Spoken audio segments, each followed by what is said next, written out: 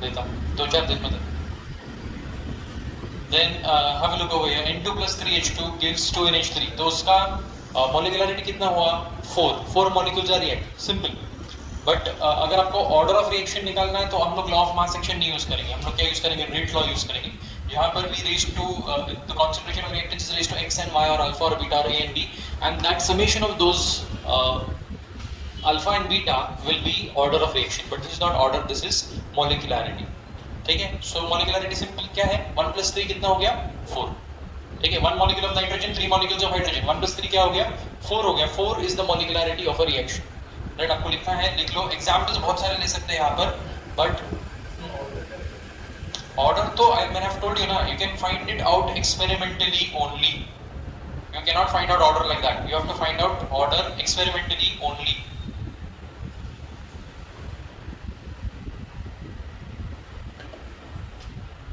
Done?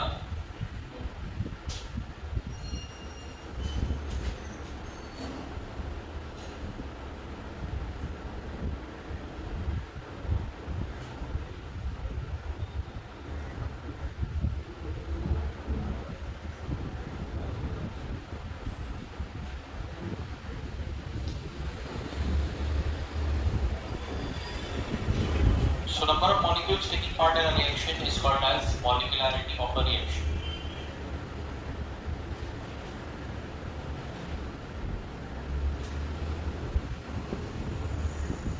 So इसमें बताओ molecularity क्या होगा? So unimolecular reaction. What is this is also a unimolecular reaction. Okay, in which only one molecule is participating in the chemical reaction. It's a unimolecular reaction. लिखा आप लोगों ने?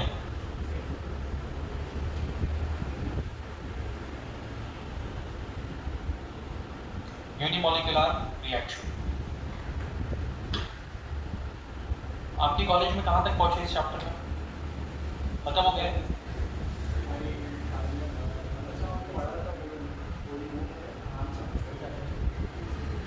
कहां तक हो गया स्कूल में? खत्म हो गया रहेगा?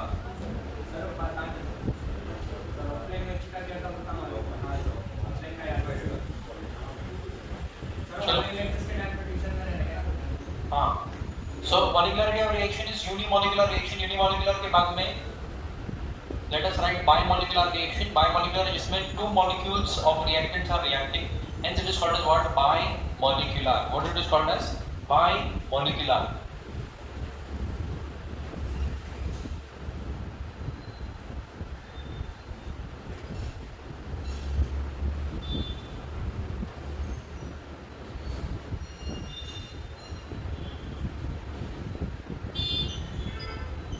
एक मॉलिक्यूल अगर रिएक्ट कर रहा है, यूनिमोलिकुलर 2 रिएक्ट कर रहे हैं, बायमोलिकुलर 3 रिएक्ट कर रहे हैं, trimolecular. I have understood what it is about.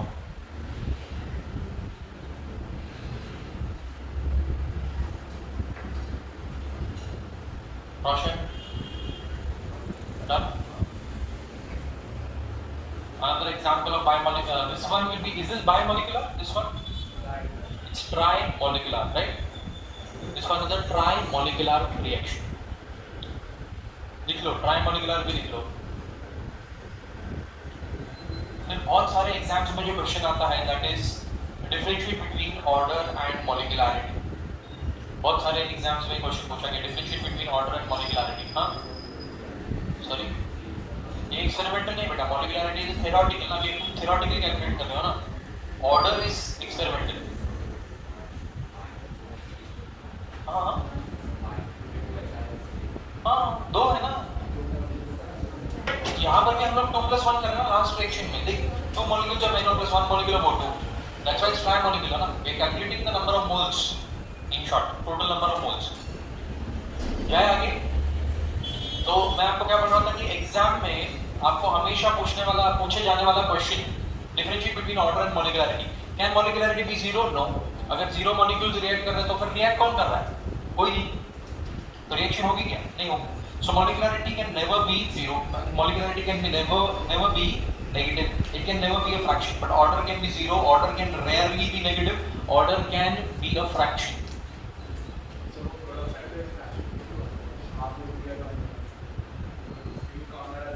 But उसको भी हम लोग फ्रैक्शन को भी मल्टीप्लाई बाय 2 करेंगे तो it will become whole number. Whole number बोलने से अच्छा नेचुरल नंबर। तो पूरी रिएक्शन को मल्टीप्लाई बाय 2 करोगे तो वो फ्रैक्शन चला जाएगा। Okay okay, it is a theoretically obtained value। कौन लिखो मत, उसको डिफरेंशिएट बिटवीन में आने वाला है। Which of the following can be values of molecularity? None of these। What is the molecularity of a reaction? What is the molecularity of trimolecular reactions? चलो अब लिखो, टाइटल दे दो, important question, differentiate between order and molecularity। Guys, did you see the previous video of this chapter? हाँ, second part तक ही देखा है, 4 parts हो गए उसके। हाँ 4 पार्ट्स हो गए, 4 this part 5। I've sent it on the group chat, समझ में आएगा। Okay, difference between order and molecularity of a reaction, come on, please write down the difference। आप कैसा लिखोगे? वर्टिकल लाइन ड्रॉ करो, ऑर्डर किस कॉलम में ऑर्डर लिखो, मॉलिक्युलैरिटी की कॉलम में मॉलिक्युलैरिटी लिखो।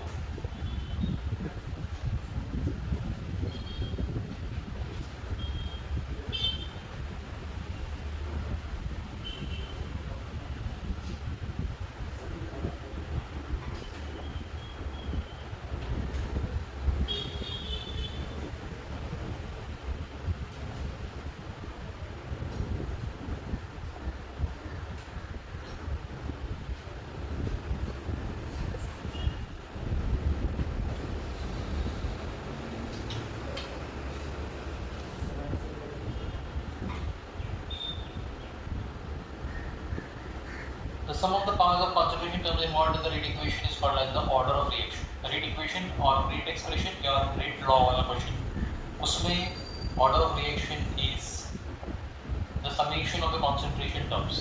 Molecularity में law of mass action use करते हैं जो कि theoretical है। law of mass action का summation नहीं है हम लोग, आपको CR शायद समझ में नहीं आ रहा है बीच में एब्सेंट करने की वजह से। You are present, are you sure? समझ में आ रहा है क्या बोल रहे हैं? law of mass action क्या समझ में आता है ना? What is law of mass action? It is नहीं बोल पाओगे, क्या है law of mass action? It is the concentration of products divided by concentration of reactants raised to the stoichiometric coefficients। तो उस इक्वेशन से आपको और एक इक्वेशन मिला कि your K is directly proportional to the concentration of reactants theoretically, concentration of reactants raised to their stoichiometric coefficients। मतलब अगर रिएक्शन ऐसा है N2 plus 3H2 gives 2NH3, तो सिंपली हम लोग लिखेंगे कि K is directly proportional to concentration of nitrogen raised to 1, concentration of hydrogen raised to 3। ये theoretically मिला, इसकी molecularity ये 1 plus 3 होगी, 1 plus 3 मतलब क्या हो गया? 4 हो गया। This is a tetramolecular reaction। लेकिन ऑर्डर ऐसा निकालते हैं क्या? ऑर्डर ऐसा नहीं निकालते। ऑर्डर कैसे निकालते हैं? ऑर्डर का इक्वेशन अलग है ना, रेट लॉ का इक्वेशन है उसका, ठीक है। और रेट लॉ में ऐसा ही सिमिलर इक्वेशन है, बट ये जो वैल्यूज है ये एक्सपेरिमेंटली आते हैं, रिएक्शन से नहीं आते, तो इसके लिए वो एक्सपेरिमेंटल वैल्यू है और ये थियोरेटिकल वैल्यू है। Hope you understood. First difference between order and molecularity, काफी डिफरेंशिएटिंग पॉइंट्स है ये। फर्स्ट डिफरेंस हाँ, इसमें ऑर्डर और मॉलिक्युलरिटी जल्दी जल्दी इधर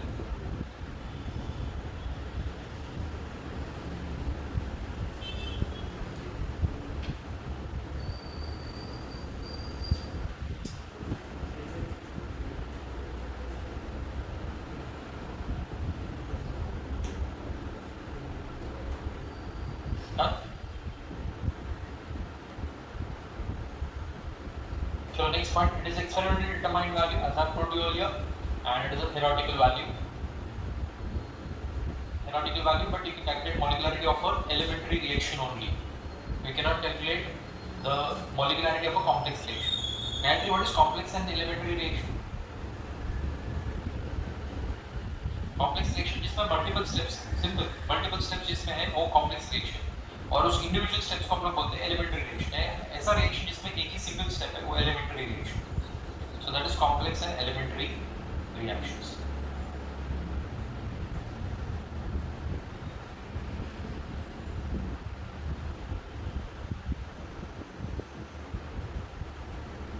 Second पॉइंट हो गया डिफरेंशिएट बिटवीन 2 मार्क्स के लिए आने वाला क्वेश्चन है आपके एग्जाम में, डिफरेंशिएट बिटवीन ऑर्डर एंड मॉलिक्युलरिटी।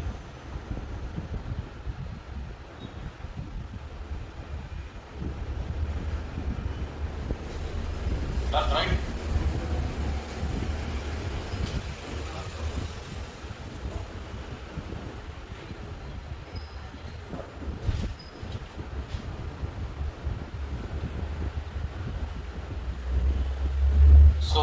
ये भी पॉइंट हम लोग ने पहले देखा है कि it may be zero fractional integral, rarely it can be negative also, but molecularity में ऐसा नहीं हो सकता।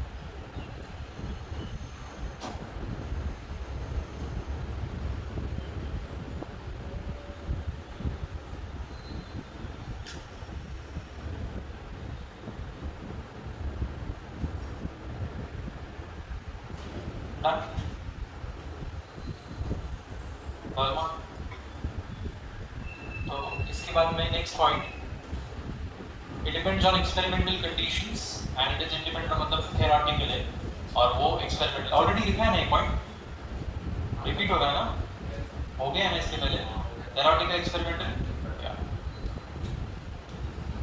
हाँ लिखो, order gives an idea about the rate of reaction but does not give, molecularity does not give any idea about rate of reaction. और complex reactions में the slowest step is only determining the order and molecularity is taken of the overall reaction.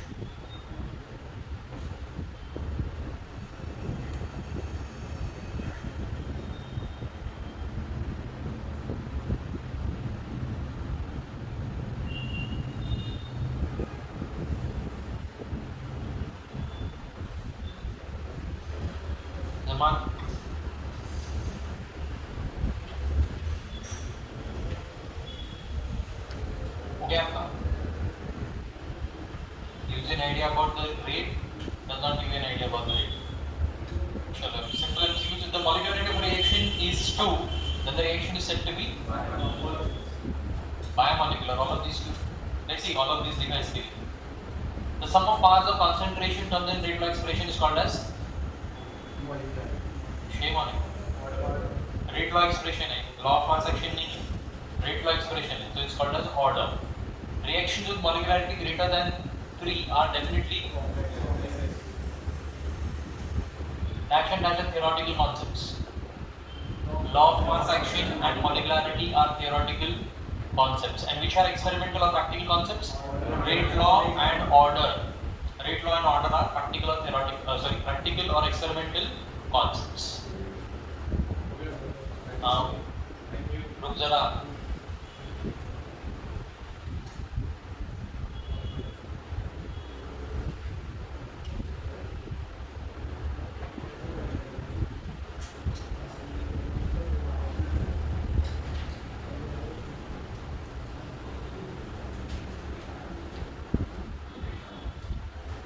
थोड़ा बड़ा chapter है ये, काफी बड़ा है,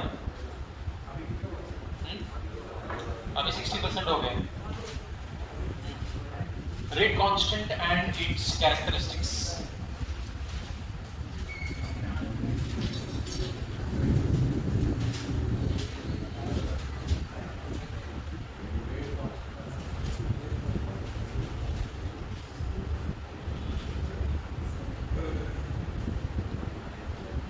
तो अभी इसमें जो रेट कांस्टेंट क्या था, याद है आपको? रेट लॉ में रेट कांस्टेंट निकाला था। रेट लॉ वाला जो एक्सप्रेशन है, जिसको हम लोग रेट लॉ एक्सप्रेशन भी कहते हैं, उसमें प्रोपोर्शनलिटी साइन निकाल के कांस्टेंट हम लोग ने ऐड किया था, वो है रेट कांस्टेंट। उसको बहुत खींचा है इस चैप्टर में, मतलब rate constant for first order reaction, rate constant for second order reaction, rate constant for third order reaction plus उसकी यूनिट्स, ठीक है, वो हमको याद डिराइव करना है और डिराइव करके फिर याद रखना है। So if there is a reaction A plus B, मतलब ये रेट लॉ एक्सप्रेशन अपना रेट लॉ एक्सप्रेशन देखो कैसा है, rate is directly proportional to the proportionality sign है, ठीक है, हां प्रोपोर्शनैलिटी साइन है यहां पे, ठीक है। तो rate is directly proportional to concentration of reactants, of course. Concentration of reactants, are they raised to the stoichiometric coefficients? No, they are not raised to the stoichiometric coefficients. These are experimental values. Summation of force gives you order of reaction. ये अब तक यहाँ तक हमारा clear हो गया कि small a और स्मॉल b का एडिशन करेंगे तो ऑर्डर मिलेगा। फर्स्ट ऑर्डर रिएक्शन क्या है, जीरो ऑर्डर रिएक्शन क्या है, सेकंड ऑर्डर रिएक्शन क्या है, तक हम लोग देख चुके, अच्छे से देख चुके, ठीक है। रेट एक्सेलरेटर वाला एग्जांपल, एक्टिवा वाला, ठीक है। तो अगर एक ही रिएक्टेंट रिस्पांसिबल है तो a plus b का वैल्यू क्या आएगा 1। अगर दो reactants responsible rate of reaction के लिए तो इसका वैल्यू क्या आएगा 2, a plus b का वैल्यू 2 आएगा। If none of the reactants are responsible for the rate, a plus b का वैल्यू 0 आएगा। पहले हम लोग कर चुके, that is order, that is okay.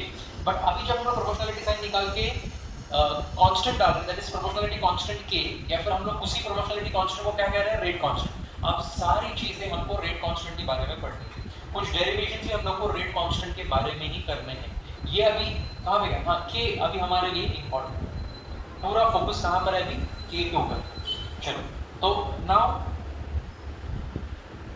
ये जो अल्फा और बीटा है, दिस इज नॉट डिनोमिनेटर में, कहां पे डिनोमिनेटर नहीं बोलते, सॉरी इसको क्या बोलते, सुपरस्क्रिप्ट, सबस्क्रिप्ट नहीं हो, सुपरस्क्रिप्ट। ओके देन देखो यहां पे सही से लिखा है रेट, अब k को मैंने बाहर ले लिया, ठीक है, मतलब k को इधर रख दिया, रेट को अंदर ले लिया, तो हमारा इक्वेशन देखो क्या हो रहा है, k is equal to rate upon a raise to alpha b raise to beta. इधर बीच में लाइन है, नहीं समझ में आ रहा है, देखना k इधर बाहर लिया, k को बाहर लिया, रेट को अंदर, लाइन नहीं दिख रहा, नहीं दिखा, नहीं आया नहीं था पहले, अभी बाद में आया हो, ठीक है। सो अगर फर्स्ट ऑर्डर रिएक्शन है तो क्या होगा,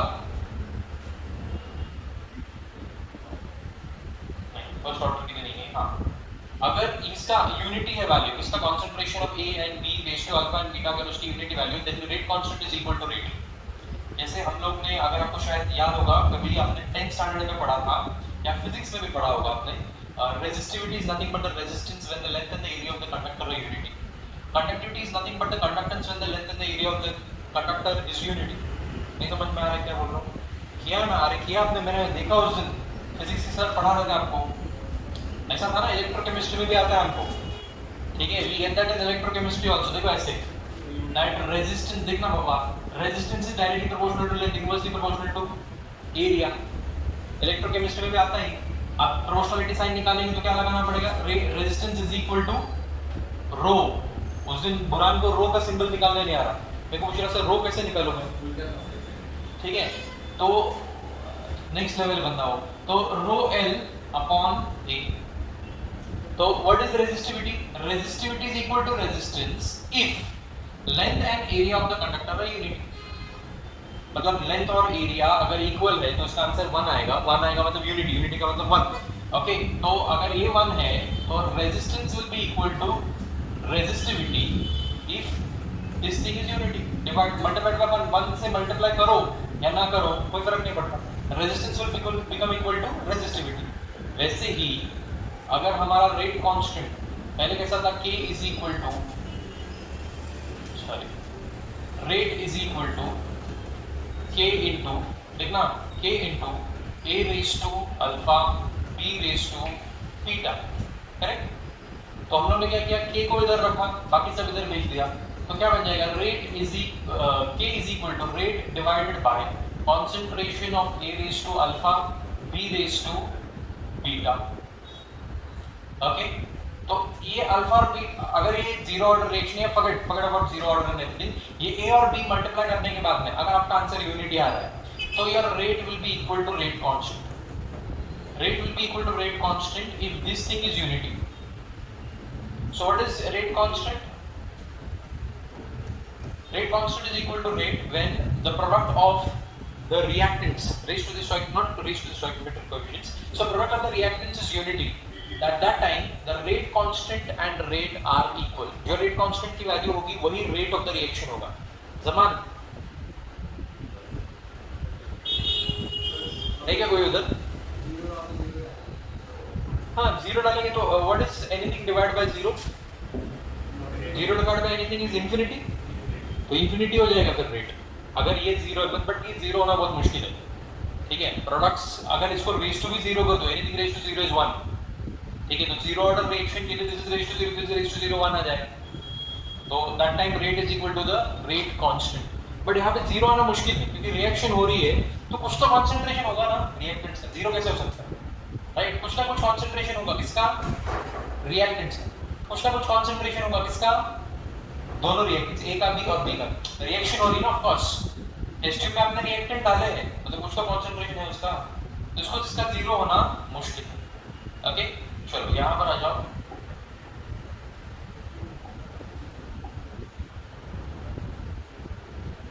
लिखो डेफिनेशन पूरा लिखो अगर आपने नहीं लिखा है तो।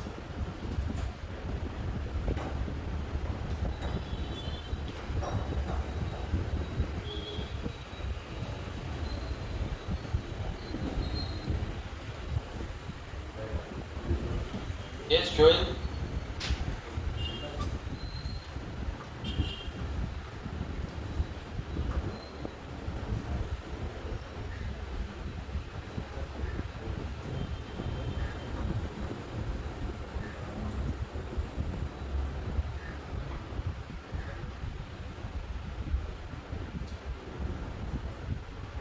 All of you. So units of rate constant. चलो units of rate constant for zero order reaction. तो अगर reaction zero order reaction है तो that time your rate is equal to rate constant और rate is equal to rate constant। rate का unit हम जानते हैं मोल पर लीटर पर सेकंड रेट का यूनिट है, तो वही यूनिट k का भी आ जाएगा, क्या? मोल पर लीटर पर सेकंड। समझ में आ रहा है कुछ? हेलो थोड़ी देर पहले मैंने बोला था कि 1 कब आएगा? 1 जीरो ऑर्डर रिएक्शन के लिए आएगा। यूनिटी जो है यूनिटी कब आएगी? कुछ समझ में आ रहा है? यूनिटी कब आएगी? when concentration of A and concentration of B का प्रोडक्ट is 1 और concentration of A और concentration of B का प्रोडक्ट 1 कब आएगा? जब वो जीरो ऑर्डर रिएक्शन है। जीरो ऑर्डर रिएक्शन मतलब can see over here this A raised to alpha is 0, B is also raised to 0, A raised to 0 is 1, B raised to 0 is 1, 1 to 1 is 1, so rate divided by क्या आ जाएगा? 1। that time the rate and the rate constant will be equal। तो जो rate का unit है वही rate constant का unit, ये दोनों इक्वल है। रेट का यूनिट हम लोग पहले देख चुके, मोल पर लीटर पर सेकंड। अच्छा रेट का यूनिट मोल पर लीटर पर सेकंड कैसे आया था, याद है? भूल गए? अरे एकदम स्टार्टिंग में फर्स्ट लेक्चर रेट का यूनिट मोल पर लीटर पर सेकंड कैसे आया था? Because what was rate? बोला था ना speed of vehicle. Speed of vehicle क्या है? अरे बेशरम बोल जरा। Speed is equal to distance upon time, right? तो इसके लिए क्या था? हाँ, change in concentration upon change in time, right? Change in concentration upon change in time crude formula है किसका? रेट का। तो कंसंट्रेशन किस में मेजर करेंगे? मोल पर लीटर में मेजर करेंगे। टाइम को किस में मेजर करेंगे? सेकंड में मेजर करेंगे। सेकंड के ऊपर आ जाएगा तो क्या बनेगा? मोल पर लीटर पर second. So this is the unit of rate. और जो रेट का यूनिट है वही रेट कांस्टेंट का यूनिट है, हमेशा के लिए नहीं, सिर्फ जीरो ऑर्डर रिएक्शंस। सिर्फ जीरो ऑर्डर रिएक्शंस के लिए रेट का जो यूनिट है वही इसका रेट कांस्टेंट का unit, because rate is equal to rate constant when the reaction is a zero order reaction. Getting it?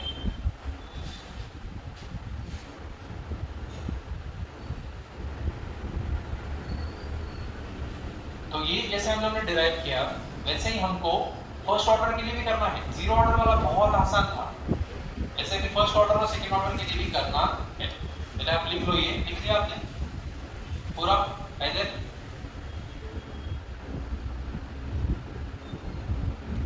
what the unit of rate constant in this case?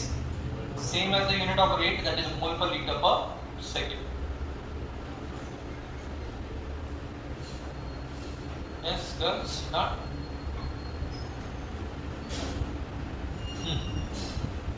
So rate का unit mole पर litre पर second, but अभी यहाँ पे k का unit find out करना है for first order reaction. तो k उसमें प्रीवियस केस में बुरान a रेज़ टू 0 था क्योंकि वो जीरो ऑर्डर रिएक्शन था। यहाँ पे a raised to 1 आएगा, a raised to 1।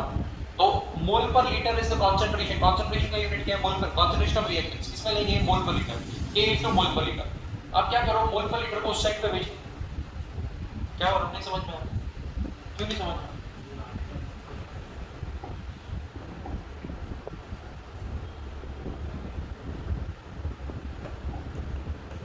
A is giving you B reaction है, say for example zero order reaction।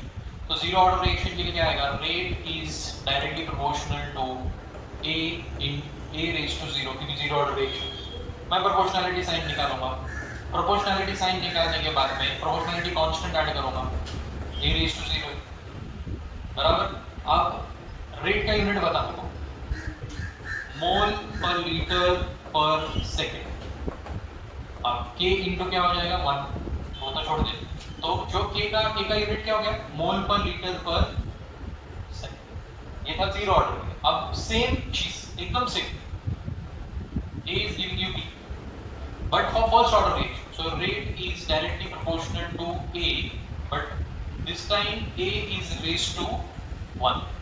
earlier a was raised to 0 because zero order reaction था, यहाँ पे first order reaction, इसके लिए raised to 1। so rate is equal to k, proportionality sign निकाला, rate constant डाल दिया, a raise to 1। अब इसका यूनिट क्या है? मोल पर लीटर पर सेकंड। इसका k के यूनिट्स फाइंड आउट करना है, तो मोल पर लीटर पर सेकंड इसका यूनिट है, k का यूनिट मेरे को मालूम नहीं। इसका यूनिट क्या है? कंसंट्रेशन ऑफ रिएक्टेंट्स का मोल पर लीटर, ये इसका यूनिट। कंसंट्रेशन को मोल पर लीटर में कैलकुलेट करते हैं, तो क्या होगा? k को इधर रखो, मोल पर लीटर पर सेकेंड, ये मोल पर लीटर इधर ले ले, मोल पर लीटर क्या हो जाएगा? ये और ये कैंसिल हो जाएंगे, बचेगा क्या? Second inverse. तो second inverse is the unit of k for a first order reaction. For a first order reaction, जो इंटेलिजेंट है वो लोग सेकेंड ऑर्डर के लिए खुद से कैलकुलेट करना शुरू कर दो, मेरे लिए रुको मत, खुद से कैलकुलेट करना शुरू कर दो। जो डम है वो लोग रुको।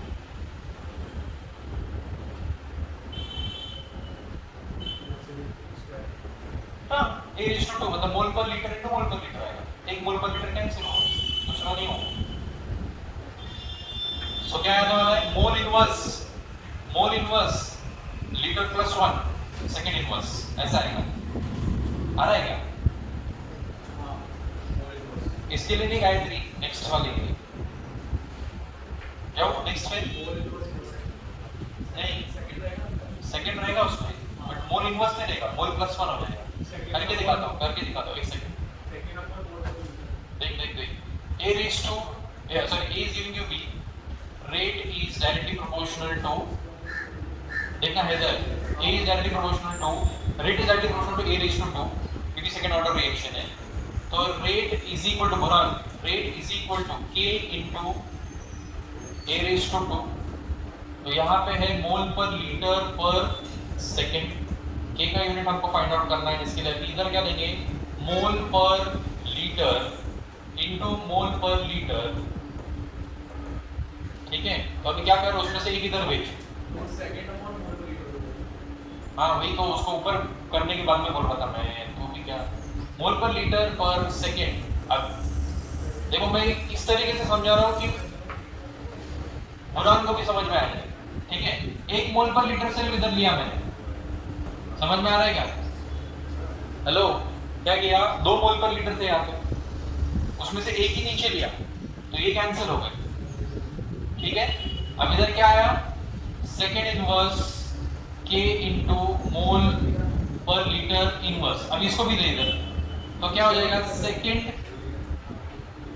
इनवर्स इज इक्वल टू, देखो, मोल पर लीटर। अब मोल पर लीटर को मैं ऊपर भेजूंगा तो क्या हो जाएगा भाई? मोल इनवर्स लीटर प्लस 1 और माइनस 1 तो भी क्या? हाँ, तो अभी क्या हो जाएगा? सेकेंड इनवर्स, ये क्या वैल्यू आएगा?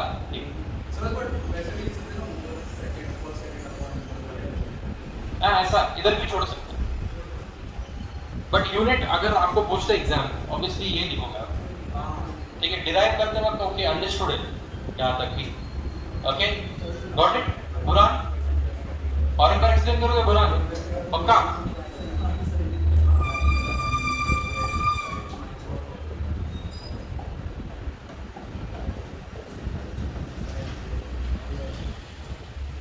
यहाँ पर सेकेंड ऑर्डर रिएक्शन के लिए लिखा है लीटर +1 था, मोल इनवर्स सेकेंड इनवर्स।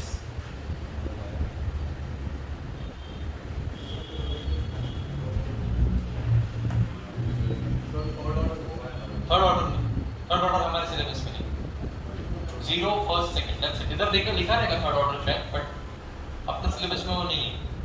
अगर आप चाहते हो जिस for your information you can write it down. Second वाला दिखाओ फिर से।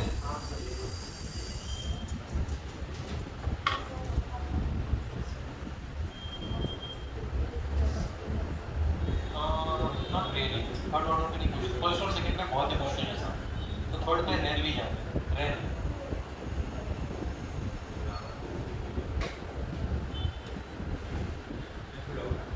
अच्छा तो क्लियर कर रहा था, उसको ही मालूम है डाउट्स किसको पूछने के।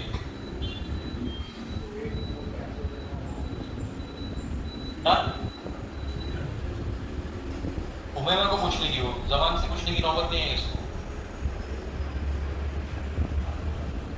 चलो, और वेट कांस्टेंट थर्ड ऑर्डर, तो थर्ड ऑर्डर नहीं है हमारे पास, nth ऑर्डर भी नहीं। हाँ ये समराइज्ड है टेबल। सो यहाँ पे मोल पर लीटर अगर एटमॉस्फेयर गैस है, रिएक्टेंट आपका गैस है, तो अगर हम एटमॉस्फेयर को लेंगे तो यूनिट्स इस तरीके से आएंगे।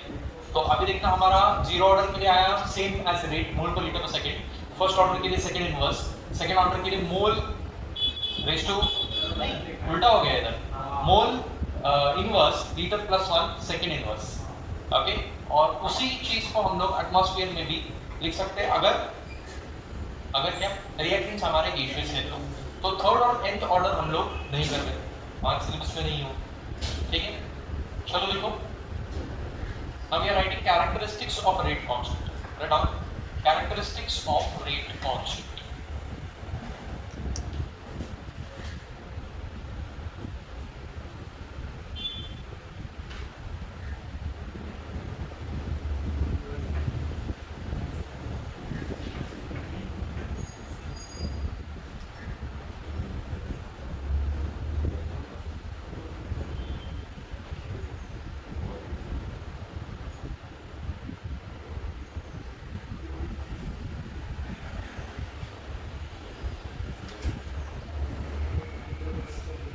Finish writing characteristics of rate constant.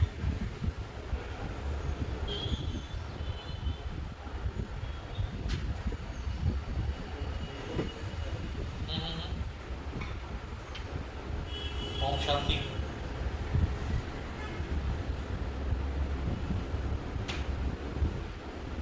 If you finish writing this, please shift for your math session.